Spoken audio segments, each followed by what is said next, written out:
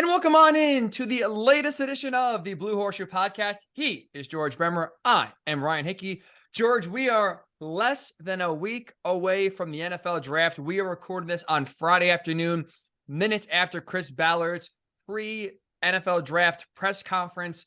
So the days finally are counting down. We are almost there. We got a lot to break down on this specific podcast, including one big takeaway we each had from Chris Ballard's press conference. It's a secret. So I'm going to find out George's take. He's going to find out my take just as quickly as you finding out, or you listening will find out as well. So a little surprise take here on Chris Ballard's, we'll call it dancing, as he referenced in his own press conference. And they did for about 20 minutes or so. We have another quarterback option that I think should be thrown into the mix when it comes to who the Colts could be taking, who could be lining up under center in 2023. We'll get to that here in a little bit as well. But George, now that we are finally basically here, right? We are less than a week away from the NFL draft. We've just wrapped up Chris Ballard's pre-draft press conference. I want to ask you this question. Now, especially with the Texans presumably passing on a quarterback, whether they trade out of number 2 or just pick the best available player, we'll see. But either way, it appears right now that it's trending towards a non-quarterback going to be taken by Houston. So there's a lot more options, a lot more available for Chris Ballard than we even thought 2 weeks ago. Let me ask you this very simply. Do you trust Chris Ballard to make the right decision for this team and getting the right quarterback moving forward? I mean, the simple answer right now is no. Just from the standpoint of look at his history. I mean, if we want to look at the quarterbacks that he brought in, okay, Jacoby Brissett, I think was a reasonable success for what they wanted him to do. He was brought in to be a backup. I think he did that. He did it well. Got thrown in as a starter a couple times when it really wasn't expected. Those seasons didn't go as well, but I think overall that was a plus. That was a good addition. After that, Phillip Rivers, okay, but you only got 1 year out of him. You know, that worked out well, but you only got 1 year and he retired. And then since then, Carson Wentz, you know, that was a disaster. Matt Ryan, that was somehow even worse. The 2 that he's drafted, Jacob Eason was here, 2 years, not quite 2 years, or just over 2 years and gone and now bouncing around the league. And Sam Ehlinger, who was a 6th round pick. So you probably have gotten what you expect from a 6th round pick, but not a lot of confidence that this is a guy that's going to be a major impact for this team moving forward at this point. I mean, the jury's still out on Sam, but it's certainly not a guy that looks like is going to make a major impact at this position. So, you know, I look at the history and it's not good. And we've talked a lot this offseason about eroding trust after you go 4-12-1. You know, that it's harder to just accept things at face value. And so, no, you know, does that mean that I don't think he can get this right? No, that's not what I'm saying. But history tells me right now to be skeptical. Right. It obviously could work. Like, who knows? Andy Richardson could be the next best quarterback, and he sits there at 4 and he drafts him. He gets the last laugh, and kudos to him. But I am with you in the sense that why right now he does not get the benefit of the doubt, in my opinion. And going to the draft, no Colts fan should really give Chris Ballard the benefit of the doubt when it comes to quarterback. It's how you just outlined every single option outside of Brissett, because at that point, 2 weeks before the season, you have no chance to, you know, have any sort of semblance of getting a realistic answer for 2019. He's gone the stopgap route. And he has had his options almost picked for him because of his patience. All right, Phillip Rivers, Carson Wentz, Matt Ryan, especially the last 2 in Wentz and Ryan. You got those later in the free agent period when you had other quarterbacks potentially on the market and you had other options available to you. You played it safe. You waited. You were patient. And I really believed, and shame on me, that this was going to be the year because of everything crumbling right in front of your face and all of your decisions and all of your patience blowing up right in your face. I really thought this was going to be the offseason where Chris Ballard was going to approach it differently. He was going to be aggressive. And where Chris Ballard lost the benefit of the doubt for me and why I don't believe him or I don't trust him now going into this draft, sitting there at 4, making the right pick, is when they got jumped by the Panthers for number 1. I know, look, a lot of people, whatever, this is weird, but when we were doing our podcast, George, and when there was still a dream of Bryce Young being there for the Colts and them trading up to number 1, I don't know about you, but at least for the feedback we got from our listeners, I feel like me and you were on an island where not as many people were sold on Bryce Young as we were. And now I feel like the more that comes out, the more you hear teams talk about it, that sentiment is quickly now people realizing, oh, Bryce Young's actually really damn good. So now you're seeing other teams are telling you, analysts are telling you this as well. It's basically Bryce Young and everybody else. And not to credit us, but I think we saw that sooner than a lot of other people, which is why we were adamant, pounding the table, get to number one, get Bryce Young and call it a day. And when you get jumped by Frank Reich and the Panthers, and now best case scenario, we're talking again the second quarterback off the board. If you're not aggressive, there's still a chance that you could get the fourth quarterback off the board. And it's one of those situations where you had a chance to get destiny in your own hands. And you again went back to what got you in trouble in recent years, patience. So nothing has changed with Chris Ballard this offseason when I really thought it would with how ugly 2022 went. And so going into the draft, like you said, we have like quarterbacks, projecting them if they're going to be good or not. It's more than a crapshoot, right? It's more than even just putting on a blindfold and throwing a dartboard or dart at a dartboard. It's so unpredictable. So there's absolutely a chance that Will Levis is picked there at number 4, and he's a star and no one sees it coming because we've seen Patrick Mahomes become the best quarterback in the NFL when nobody thought that was going to be the case. It could happen. But there's no reason why right now I should believe it will happen and give Chris Ballard the benefit of the doubt that if he does take a Levis or a Richardson, that it's going to work out because everything we have seen so far up to this point leads you into nothing really changing. And if nothing has changed and you've had failure after failure after failure recently, I don't see why anything's going to be any different this year. Yeah, I think the big word there is benefit of the doubt. I mean, no one knows how this is going to turn out. I think anybody who says they do is kidding themselves.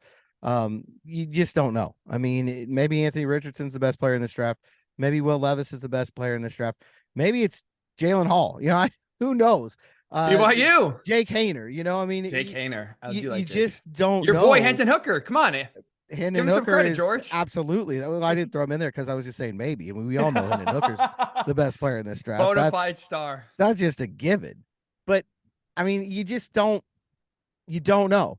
But I think what's happened is the process, that you're talking about. The process feels very similar to what it has in the past. They're just going to sit and they're going to wait, and they're going to let, the chips fall around them, and then they'll pick from what's left over, and it hasn't worked. So, does it mean it won't work again? No, but you'd like to see a little more aggressive. You'd like to see them change that process a little bit. And obviously it leads to the benefit of the doubt not being in their favor. Now, again, this could all work out wonderfully for them. We could be talking in November about, wow, things just fell correctly, and this rookie is playing at, a really high level, and the entire feeling around this franchise has changed. But if I'm sitting here on April 21st, as we record this, there's no reason to give them the benefit of the doubt that will be the outcome. And there's no reason to believe if the Texans stick there at 2 and take Will Anderson Jr., let's just say, there's no reason to believe that Chris Ballard will be aggressive and going up to 3 and getting a guy that I would say most would agree is the second best quarterback in this draft in CJ Stroud. And if you are given that gift of you can get a day one starter right away, and you can now get a guy that we thought for months would be inaccessible, I just can't really trust that Chris Ballard, once the Cardinals are on the clock, will pull the trigger and will make a deal done. And like you said, it's just right now, there's no reason. It's just the definition of insanity. Thinking the same thing, doing the same thing, I should say, over and over and over again, and expecting different results. The patient route has not worked out. Sitting back and letting the quarterback, whether it's the free agent carousel come to you, whether now it's the draft carousel come to you, sitting back has not done Chris Ballard any sort of good. It's not worked whatsoever, especially when it comes to quarterback. And it's just frustrating that, again, leading into the draft, he has gone down a very similar road that up to this point has only left him with a flat tire, frustrated, and failure. So it is maddening, George, that we are sitting here, and I'm expected to hope that the Colts can get CJ Stroud. I think that's, at this point, the best option they have. And I have very little faith that even with the Texans report coming out, they're still going to get him, just because I absolutely expect Chris Ballard to sit there at 4, let someone else jump him, and again, let someone else dictate the quarterback that he is going to be selecting at 4. I'll just transition to, our takeaways, because that was my main takeaway. That's what I got from today's press conference when he was talking about, that there's I guess a stigma out there, a belief, whatever word you want to use, that they've targeted one guy. He was adamant that that's not the case. I thought what he was saying is, what we've kind of suspected throughout this entire process. They've got a group of quarterbacks together, 2 or 3 or more, who they feel like are close. And so I think they feel like waiting at 4 is the right call because of their evaluation, the way that they have, lined up this board. That's the feeling I got today. I've been saying for a long time that I thought if they draft CJ Stroud, they're going to say it's about the accuracy. If they draft Anthony Richardson, they're going to say it's about the ceiling. And if they draft Will Levis, they're going to say it's about the leadership. And I honestly think they're not all that convicted on one or the other. I think they feel like they can have a plan for each of them, that there are things that Shane Steichen can get out of each of them. And my takeaway from watching the presser today was that they will not trade up, just based on the way that Chris Ballard approached that subject. Now, you never rule anything out in this league. And certainly when it comes to this franchise, but it did not sound to me like they've sat down and said CJ Stroud is above this group, or Will Levis is above this group, or Anthony Richardson's above this group. And look, you've got to follow your evaluation. At the end of the day, that's the most important thing all these teams have to do. And Ballard said that, if you went 32 teams, you'd probably get 32 different answers right now. But for me, from my, where I'm sitting, I think it's a dangerous game to play. I've never believed in quarterbacks being in tiers. I don't think you can treat that like you do other positions. If there's linebackers, sure. Okay, here's these 3 guys and they all do something a little bit differently. And I feel like they're all going to, we can put them into the system and we can win with all of them. I've just never had a belief that that's the way quarterback works. You got to get your guy and you got to build around him. And I feel like they've already missed that opportunity because whoever the rookie is that comes in, they haven't spent the last 2 months building an offense, say, for Anthony Richardson. And they haven't spent the last 2 months building an offense for Will Levis or for CJ Stroud. And it's hard to do when you're at 4. I get that. But it just feels like that lack of conviction, that patience is going to bleed into 2023. And now we'll see. I mean, I know I'm Mr. Rain on the Parade, all off season, but it's part of what makes me think this is going to be a long year around here. And it's part of why probably I'm not as excited about this draft as maybe a lot of other people are out there. Because I just feel like there's already been a lot of missed opportunities. And if it does work out, it's going to be more, not luck, because there's always luck in this draft. I mean, that's what it's all about anywhere. You're just, throwing darts at the board. But it's not going to be a concerted effort from this team identifying one guy and doing everything you can to get him and to put him in a situation that you think will be best for him to succeed. So we have the same takeaway, which is not surprising when it comes to quarterbacks. And like you said, Chris Ballard shooting down the notion that he has zoned in or circled in on one guy. He likes multiple, which to me, absolutely, I'm with you, cements the fact they are picking that number 4. I would be shocked for it. I don't think there's any chance at this point they'll be moving up to number 3 and trading with the Cardinals, They'll stand pat, easy for me to say, and take basically whoever's left at number 4, whether it's 1 quarterback, whether it's 2 quarterbacks, whether it's 3 quarterbacks. If somehow the Texans and the Cardinals decide to stick where they are and draft defensive players, you could have, obviously, that's the best case scenario, and have everything fall in your lap. I don't see that happening. So they're going to sit back and allow at least one other quarterback in front of them to go off the board. And this is my biggest issue with that, is that before you say conviction, and I'm 100% with you, at this point, you have to have some sort of order, and you can claim, oh, we have everyone bunched up together. We don't see much separation from, let's just say, Bryce Young at number 1 and Will Levis at number 4. That is a problem. Like, if you cannot decipher, if you don't feel strong enough about one quarterback over another, it's where you say, CJ Stroud, Anthony Richardson, Will Levis, who cares? They're all the same. We'll sit back at there for, we'll be happy whoever we get. That to me is a problem.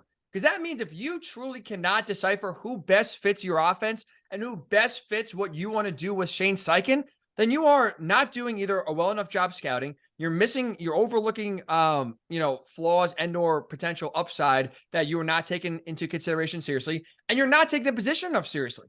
Like you have to kind of go on your gut. If you have a board of, let's just say, Young 1, Stroud 2, you have to do, if possible, I think, everything possible to get that number 2 quarterback on your board, because quarterback is not a position where you just, you know what, we'll just get the next available guy and it's going to work out. It's so important. It's so hard to get it right that I don't ever see a situation where you could say, yeah, we have a chance to get our number 2 guy, but we're going to sit back here. We're going to get number 3. It's going to be all good. I just don't think quarterback works that way. And if you don't have a strong conviction, if you don't really, feel strongly about any of these guys, then at this point, George, don't even take a quarterback. Like, I'm serious about that. If you truly are sitting here and saying Stroud, Richardson, Levis, all the same, we'll see what, we'll figure it out. Like, no, you have to, at this point, have some sort of serious conviction, have some sort of plan of, we will have the most success with this guy. If you cannot right now identify quarterbacks that in 5 years you envision, okay, we think we'll have the most success with this guy first, then this guy, then this guy, I don't see how you are going to then make any of these picks work. Yeah, I think there's a couple things that work here. The biggest thing is I really do think that they're not taking the position seriously enough. And that's been a criticism of Ballard really the entire time he's been here. With people saying, even when Andrew Luck was here, people didn't feel like he was taking the position seriously enough and, putting as much emphasis on quarterback as you need to in today's NFL. I don't think that's anything new. I think that's something that's been, long-term, at least view around here. And I think just coming into sharp relief right now because of the situation the team finds itself in. But I do think there's a couple of factors that are mitigating things here. Because that to me is the big one. Is I think there needs to be more urgency about that pick than there has been. But I do think part of why they're behaving the way they are is I think there's two things. One is Shane Steichen, and they've said that. That's not even guesswork on my part. That's right out there. They feel like there's a lot of different styles that he can work with, and I think that's led to them feeling more comfortable with multiple guys than they would if it was, here's the exact blueprint that we want. Here's exactly the kind of quarterback that we want. The other mitigating factor is more guesswork on my part. You just hear around the league that the Colts are higher on this quarterback class in general than a lot of other teams are. And Ballard, whether it's that with the next pick video that came out this week, or whether it's, a little bit in the presser today, and really the whole time he's been here, he's very adamant that they stick with their evaluations. They don't really listen to what's going on anywhere else. I think that's playing into this a little bit too. It's why conviction's a part of this, but I think in their case right now, it's more the belief that they've got somebody or probably multiple somebodies higher on their board than a lot of other teams do. And so I think they're feeling like, even at 4, like I guess what I'm trying to say, a long-winded circular route here is that they're more comfortable taking like Will Levis at 4 than maybe any other team in the league would be, or, however of the 32 teams you want to throw out there, which I think gives you that confidence and that faith. I still think it's the wrong play because I still think you've got to put real emphasis on this position. If you got to get the best player, and I guess for me, the biggest thing is you've got to have a plan. I mean, that's what we've seen throughout this league year after year. Patrick Mahomes worked out in large part because Kansas City knew exactly what they were going to do. He was going to sit behind Alex Smith for a year, and they were going to change the offense to do, what suited him best. And it was like clockwork. When he came in, it was all set. It was like he had been there for 10 years because they had it all planned out. On the flip side, Chicago kind of, hey, Justin Fields is falling. Let's go and trade up for him. Had no plan, really didn't use him at all properly in his first year. And we're still kind of fit. It was about midway through last year that they realized, hey, this guy's got a little Lamar Jackson in him. Maybe we want to play a little more like that. To me, that's the difference. And when you know what you want and you plan for it and you bring that guy in and you build around him, you put him in the best position to succeed. Right now, I feel like the Colts are leaning more towards Chicago than Kansas City, but we'll see how it turns out.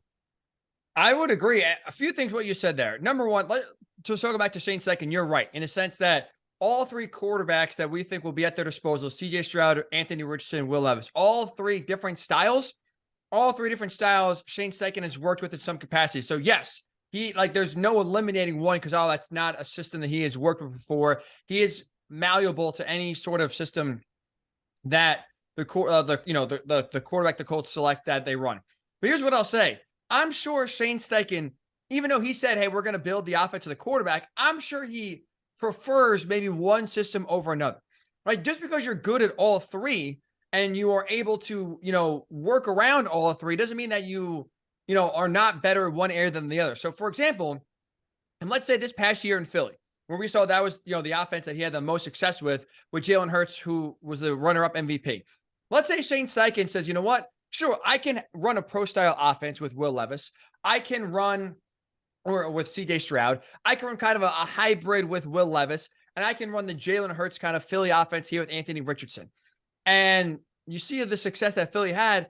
If let's just say that if this is the case that Shane Steichen prefers the offense that he ran in Philly, what does that mean then on the Colts board that Anthony Richardson should be the first guy? Even if you don't see a lot of separation, it also should be, okay, well, even though Shane Steichen can run all three, even though he can do all three sort of offenses you want to run depending on the quarterback you have, he prefers, has more options, is more plays, more dynamic with this certain offense over the other two. So let's prioritize that. And if that means if Anthony Richardson's available at 3, the Cardinals come call and say, hey, look, Seattle wants to come up to number 3. Here's your chance. Max your offer will go from 3, you can go from 4 to 3.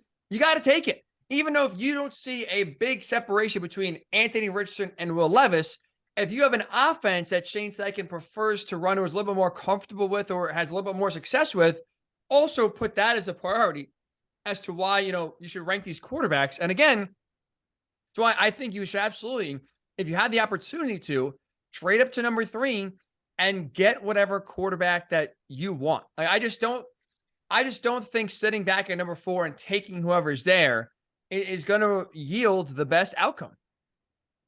Yeah, no, again, for me, it's all about the planning. It's all about having an idea, of what you want to do with this guy. And, Ballard talked about that's changed since Steichen got here. The way that they might use these guys, you can see that in different ways. And that makes sense. When the coach gets in the building, he's going to have a big say in that. But I'm with you. At the end of the day, Shane Steichen has to prefer one of these guys more than the others. There's no way they're all three just tied. He's just like, whatever. He's got to prefer one of these guys more than the others.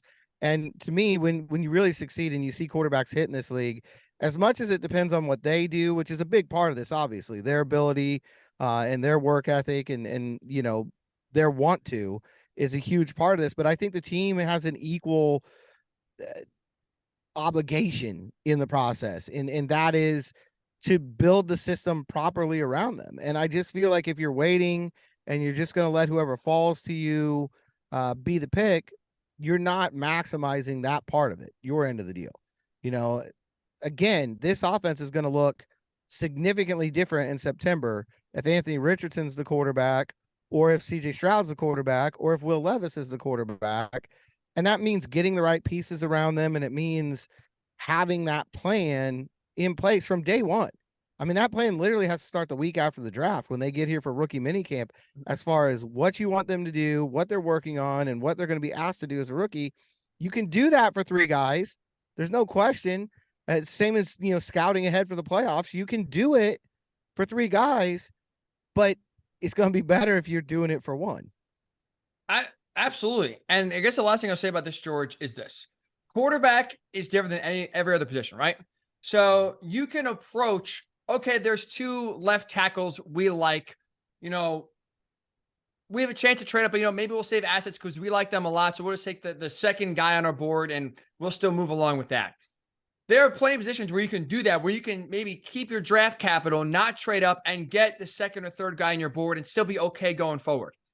I think the one position you can't do that is quarterback. And so again, you should be doing everything possible to get the highest ranked guy that's available on your board, on your team. And that's where it just comes back to, I've been against trading the number 3 pick or up to number 3 for a while, but I'm sitting there telling myself, well, then, what? If it works out in 5 years, you're going to forget and not frankly care how much you paid to go up one spot to get the guy. If you get the guy, then it works out. And I just don't, that is just the one position where I just don't see it working out in your favor. I just think, especially if you're the GM, I don't think it pays for you to sit back there, be patient, allow the board to come to you, and then be picking between one quarterback or another when you have a chance to take control of your own destiny and get the guy on your team that you believe the most in. And that's where, just when it comes to Chris Ballard, I don't think he's going to do that. That goes back to the first thing we talked about, George, of giving him the benefit out of trusting him to make the right decision. I can't trust him in large parts. I don't think he's going to do whatever it takes to get the best quarterback possible to Indy. And that is a problem. That is a problem. Even if you don't look, Will Levis has gotten a lot of flack. And I'm not a Will Levis fan. You're not a Will Levis fan. But this is what I will say. If Chris Ballard, Shane Steichen, everyone is in agreement that Will Levis is the second best quarterback on their board, I don't care what anyone else says. Then if you believe that much in Will Levis, you got to trade up to number 3. Take him. Even if you don't think, let's say Seattle or whoever is calling the Cardinals to move up, you don't think they'll take him. You just cannot take the risk of letting him drop and missing out. Like, there was an example a few years ago in the draft when the New York Giants took Daniel Jones. And the New York Giants had picks, I believe it was like 6 and 18 in the first round. I would never forget, a lot of people when the Giants took Daniel Jones at number 6 were saying, wow, that's a stupid pick. Not only because it's Daniel Jones, but it's like, that's way too early. Like, you should have taken him with the second first overall pick. And my retort to that is, if you like Daniel Jones so much, then 6 or 18 doesn't matter. Like, you take him where you take him, and you guarantee you get him on your team, instead of trying to play the board and say, oh, we'll take whoever, the best wide receiver at number 6, and then we'll hope at pick 18 he's still there. If another team likes Daniel Jones and trades up and you miss out on Daniel Jones, no one's going to care then that, we don't want to overdraft him.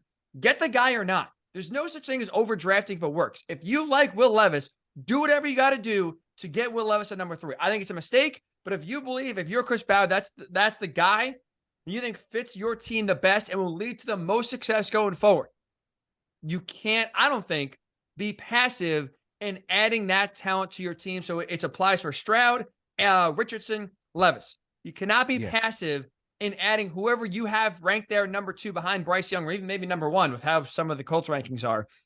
You cannot pass on that opportunity to get that guy. I agree. And I don't think he would. I think that's the thing. If the number 1 guy on their board is there at 3, I think he would trade up. I just don't know that it just, to me, from the way he talked today, I don't feel like they have that guy. I don't know that's what concerns me about this. I just don't feel like there is a guy at the top of this group that they see these quarterbacks in a tier, like a lot of the listeners have. I mean, we've gotten a lot of feedback out there that people feel like they don't care which of these quarterbacks they get, that they're all together, they're all tightly together. You and I, we just don't think that way. It's not how we see the quarterback position. But that's what bothers me, because I do think from being around Ballard now for 7 years, if they had a guy that they felt that strongly in, they would have gone up to 1, honestly. And I think they would still go up to 3 if there was another guy that they felt like was breaking out of this group. But the way he talked today, I just don't think that's the way they see this. That's where my disagreement with them is. I personally think you need to value that position in a specific way. I don't think, because I'm with you, like you were talking about earlier, I don't think it's a spot where you can say, I get the second or third guy on my board and it's just as good as getting the first guy on my board. But that's their belief going into this. And we'll see how it plays out next week. I hope you're right, George. I hope I'm wrong and he does make the move and is aggressive in getting the guy. But like we talked about, to go back to the start of the pod, I just, at this point, before the draft, I can't give him the benefit of the doubt. I'll give him credit. And when we do our after the draft podcast, if he does make a move and is aggressive and shows conviction in getting the guy, I will apologize, leave my words, and give him credit.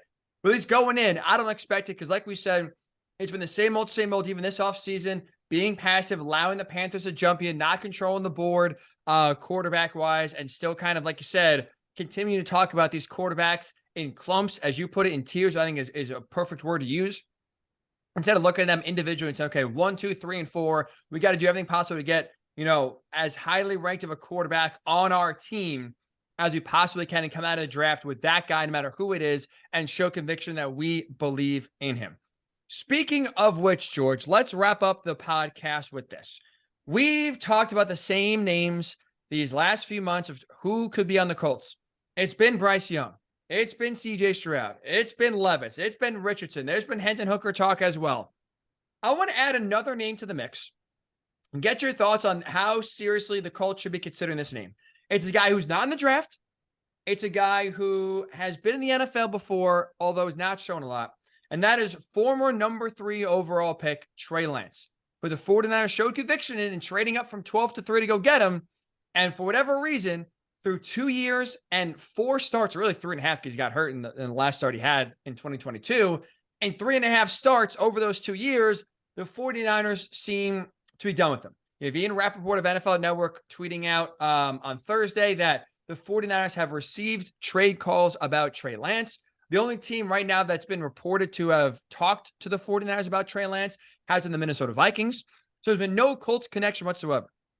But I do want to ask you this. If you were Chris Ballard, would you consider Trey Lance and trading for Trey Lance, trying to get pennies on the dollar for him, and then at number 4, either trading down if there's a quarterback there that another team wants, or taking the best available player? How would you view Trey Lance versus the other 4 quarterbacks we've been talking about, or 5 if you want to include Hendon Hooker, the other 5 quarterbacks we've been talking about in this upcoming draft? I put him behind all 5 of them. Honestly, I just don't. First of all, San Francisco's done a really good job out there plugging guys in. I mean, Brock Purdy comes in and immediately, looks like a winner. And is honestly, that's the reason this talk's even happening, because it looks like now Purdy might be the future for that franchise. They brought in Trey Lance. They had a plan. They were going to have him take over for Jimmy Garoppolo. And it seemed like ever since they got him in the building, they haven't had confidence in him, and so that gives me pause. Because this is a franchise that has just seemingly been able to plug quarterbacks in there and keep things rolling. And if he's not succeeding in that system, it's concerning to me as far as how it would work here. Whereas that's not been the Colts' fortune. Let's just say it hasn't been just plug and play at that position the last 5 years. So I think I'd rather take a chance with these young guys and see if you can develop a guy in Shane Steichen's system. And build around that way. And I know that's the way the owner feels. I think he's made that pretty clear.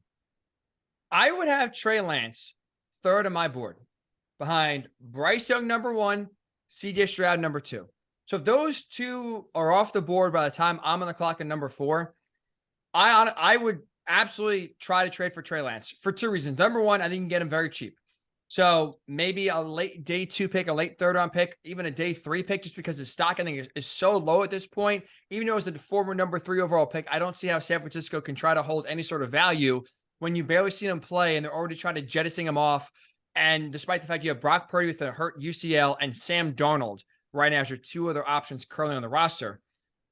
And that would allow, obviously, the Colts to get not only a quarterback without the 4th overall pick, but now you also add talent. Will Anderson Jr., Tyree Wilson, trade down and get extra picks. You're able to add more talent to your team that you desperately need. That's reason number 1. But reason number 2 is, like, I don't see a lot. Like, I still think Trey Lance is good. I think the reason why right now he is being shopped around is because I don't think Kyle Shanahan knows what he wants at quarterback. He's a genius offensively, and I have a lot of respect for Kyle Shanahan. But the one thing he has demonstrated is that he doesn't really know what he wants, or maybe just gets so quickly bored by quarterbacks that he is moving and grooving, wheeling and dealing left and right. You got Jimmy Garoppolo, you traded Jimmy Garoppolo, you traded for Jimmy Garoppolo, you paid him a lot of money, you win with Jimmy Garoppolo. As soon as kind of the bloom's off the rose, boom, here comes a massive trade for Trey Lance. As soon as Trey Lance gets hurt, Brock Purdy steps in. Oh my God, Brock Purdy's now the guy, despite the fact he started 5 starts. He had 1 more start in his career so far than Trey Lance. But now all of a sudden you're hitching your wagons to a guy that has a torn UCL, might not be ready for the season. And then you're going to also bring in Sam Darnold and like that guy. I just don't think Kyle Shanahan truly knows what he wants at quarterback. So I'm going to go, for me, and I could be wrong, that's my perception. So I think that is more to blame as to why Trey Lance is quickly soured in Kyle Shanahan's mind versus he can't play. He's, not processing well. He's not developing well. He's lazy, bad character. Not that any of those have been out there, but just reasons as to why you move off a quarterback this fast. Those are presumably reasons why you would, what would be going on. I will say it's Kyle Shanahan's indecision and almost kind of like a guy in high school looking at any kind of girl that walks by, you're interested, and then 5 seconds later, someone else gets your attention, and then someone else gets your attention. I think that's what's going on with Kyle Shanahan. So I don't see much of a difference between Trey Lance and Anthony Richardson. Both massive projects, both physical specimens, both very raw, very little talent, very little, I should say, very few starts. They each started one season. Trey Lance in North Dakota State and obviously Anthony Richardson in Florida. So they're inexperienced, but at least you get a head start with Trey Lance because he's been in the NFL for 2 years. I get it to learn the Shane Steichen system and kind of go through that. But if you get Anthony Richardson, he is sitting for most of, if not all of this year. I think Trey Lance would play right away, or at least compete for the job with Gardner Minshew right away. So you can get him on the field this year. You don't have to sit him. And you can, again, even though he's still raw, have Shane Steichen mold him to the quarterback he wants versus sitting Anthony Richardson. And again, having 2023, I don't say be a waste, but because I think they're going to be bad no matter who the quarterback is, but not be able to truly evaluate your quarterback in 2023 because it's either going to be very few to zero starts for Richardson. Probably the same with Levis. Maybe he'll get half a season.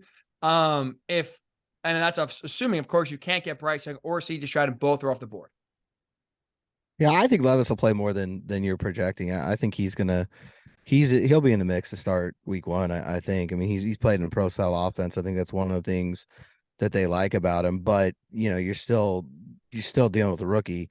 I just feel like, for me, I think the reason I'm against that idea is mostly around the idea of, I'm done with the idea of bringing in somebody from the outside and trying to make it work here when it didn't work there. Lance is obviously a much younger guy, so it's a different situation than we've seen with Wentz or with Ryan. But it's just, I think I've seen that road enough that I'm done with it. Except for Lamar would be my one guy. To me, I look at Trey, and you've got the injury concern still with him. He's coming off injury himself. Not sure whether he'll be ready to start the year. Part of the reason Darnold's there, and you just don't have the track record that you got, with Lamar. I think it's something I would shy away from. But I understand. I think all the points you made are solid points, and I think there are definitely conversations to be had around the NFL right now about, hey, I guarantee you there's a team out there, and it could be the Colts, who are thinking exactly the way you are, that they would put Trey Lance high in this group, and they would go ahead. And obviously, Minnesota is thinking that way. And they're picking low later in the draft, so their situation's a little bit different. But they can't be the only one. Maybe the Titans are going to get interested.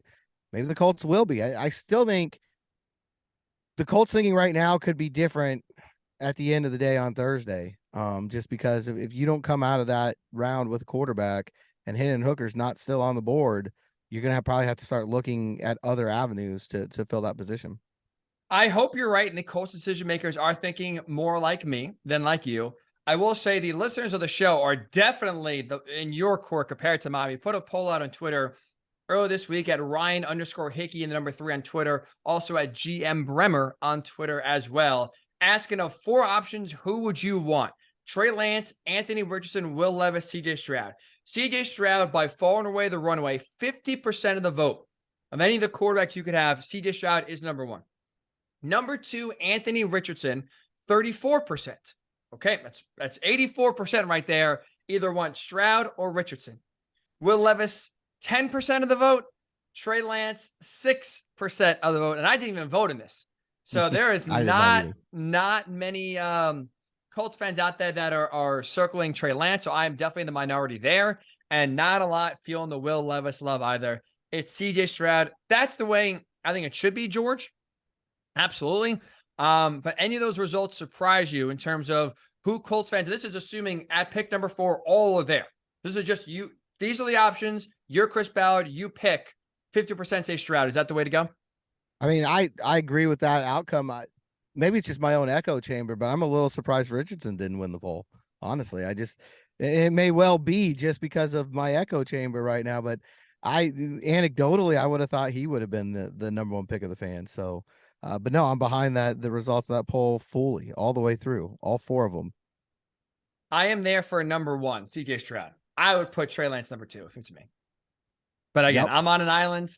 I am going, maybe I'm a hypocrite, George. Maybe that's how we'll conclude the pod. Because here I am yelling at Chris Ballard about going down the same old path of patience and it not working. You're doing it again, definition of insanity. And here I am, frustrated with band-aids, frustrated with someone else's garbage, trying to turn it into gold. And here I'm advocating. I'm not seeing this. Let's go for Trey Lance. Let's do it all over again. A younger version and a very still raw version, but not much different than Carson Wentz and Matt Ryan. So I'll call myself out for that hypocrisy. Holy We cow. know what the real answer is. He wasn't on the poll. That's true. Yeah. That's actually a great call.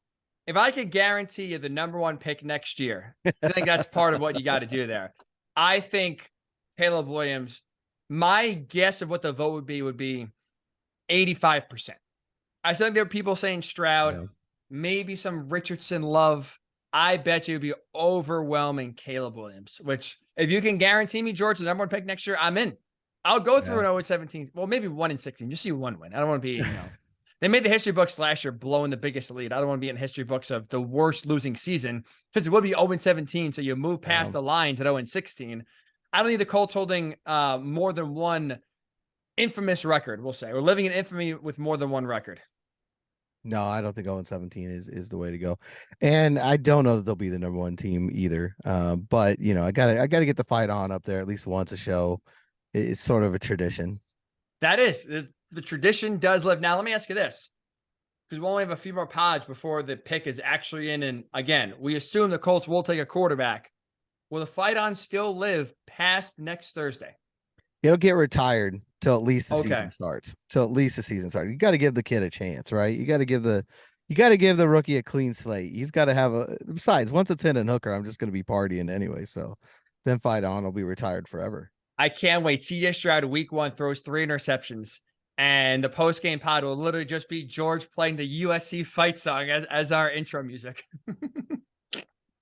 That's what I mean. And I think that honestly, like we're joking a little bit here, but I do think honestly the biggest thing here is having an open mind.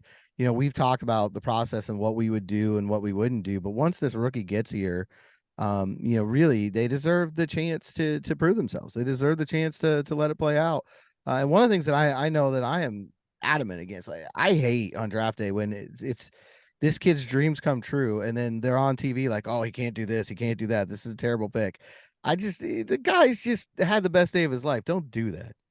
Boo. I like the booing. Well, not like, but it's funny to me. The fans are fine. The media. The Colts take Will Levis. Yeah, that's fine. That can fuel a kid. Fans are going to do that. The media, like, why are you crapping? No one knows what's going to happen. Why are you crapping on this kid's big day? That to me is, I don't like that. So you'll be tweeting mean tweets, Georgia, if the Colts take like Will Levis. Oh boy, blown pick. I don't know. I just don't feel it. You know what I mean? Like, because we don't know. At the end of the day, we don't know. But I'm sure someone did that when the Bills took Josh Allen. How are they feeling now? He sucks. That's true. And a lot of those same people, I bet you, that were criticizing it, that were tweeting badly about Josh Allen, then are saying, "Oh, I knew all along. This guy I knew from day one was going to be a star." That's how everything does work in this day and age. That is for sure. All right, so that'll do it for this edition of this Friday bonus pod of the Blue Horseshoe Podcast. Make sure you download and subscribe wherever you get your podcasts. We're on YouTube, the Blue Horseshoe Pod. Send us an email. Any of your questions surrounding the Colts and the draft, quarterback related, non-quarterback related, let us know. BlueHorseshoePod@gmail.com. BlueHorseshoePod@gmail.com is you can fire away your questions. We will read them and answer them right here on the podcast as well. So have a great weekend. We'll talk to you when else? Of course, you know the deal. By Tuesday, we'll get you all prepped for the first round of the NFL draft. We'll run through all the possibilities. We'll reiterate what we think will happen as well and get you set for what is going to be less than a week away, the first round of the draft, and we'll finally get closer and closer to learning who the Colts will take. So have a great weekend. We'll talk to you on Tuesday on the Blue Horseshoe Podcast.